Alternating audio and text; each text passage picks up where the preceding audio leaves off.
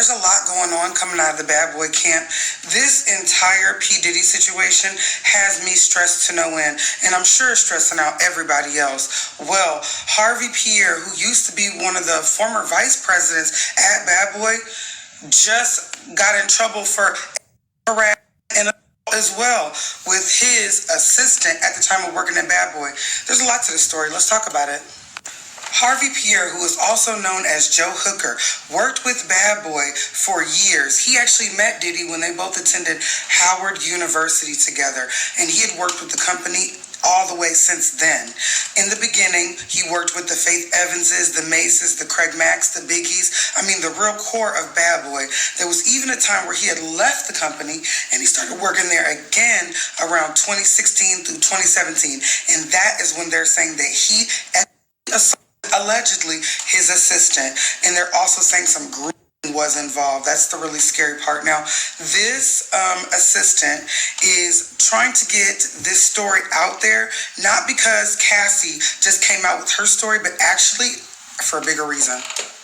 In New York City, there was a Child Care Act for those people who are equally assaulted by people in their childhood, for them to come out and file civil suits under a new law. That law got changed into the Adult Survivors Act in New York, okay?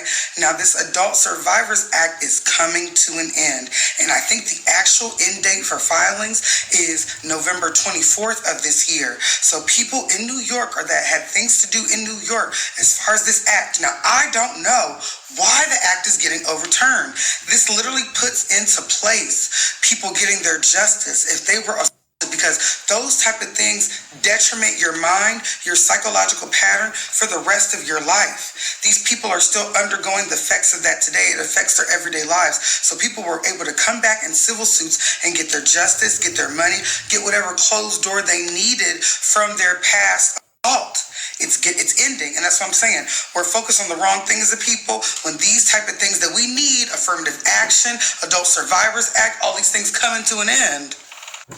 What that shows me is Cassie's situation was not just because she needed some money. It was probably because there's a statute of limitations that's closing on things that happen in New York now. But what made me kind of like about that is the fact that she also really filed a lot of stuff in California. So I don't know. They're saying that Child Survivor Act is a New York-based situation. Now, I don't know how California does their laws. I don't know if there's a longer statute of limitation in that. But Harvey Pierre is in trouble in New York. Story I want to share. I never heard of Erica Kennedy until today. I went looking into a story about Kim Porter and ended up coming across Kimora Lee Simmons and Erica Kennedy. So Kimora Lee Simmons and Erica Kennedy were BFFs. So was Kimora Lee Simmons and Kim Porter. Kimora Simmons and Kim Porter came up in the game together as models. They said that Kimora was crushed when she learned of Kim's passing.